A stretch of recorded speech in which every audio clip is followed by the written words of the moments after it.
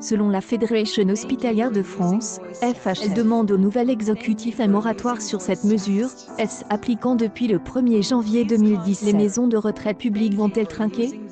C'est ce que craint la Fédération hospitalière de France, FHF, depuis l'application, le 1er janvier dernier, une mesure qui entraînerait, à terme, une baisse de 200 millions d'euros des dotations annuelles des maisons de retraite publiques. Selon la Fédération demande, en outre, un moratoire sur cette réforme au nouvel exécutif, car elle fragiliserait l'accompagnement des 300 000 personnes âgées accueillies en établissement public, en obligeant de nombreuses structures à réduire leur décret d'application publié en décembre 2016 prévoit un nouveau mode de calcul pour les budgets de dépendance des établissements,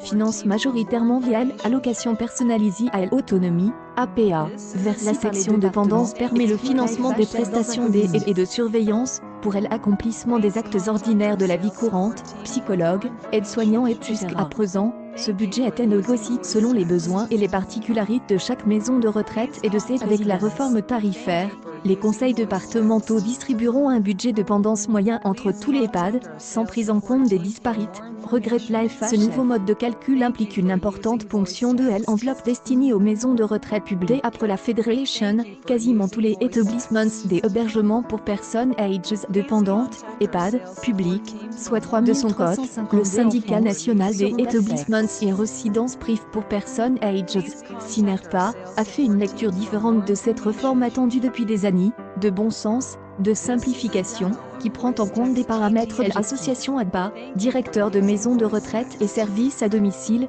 demande, pour sa part, l'abrogation du décret, déplorant que l'actualité en direct maison de retraite publique, 200 millions d'euros en moins pour les seniors.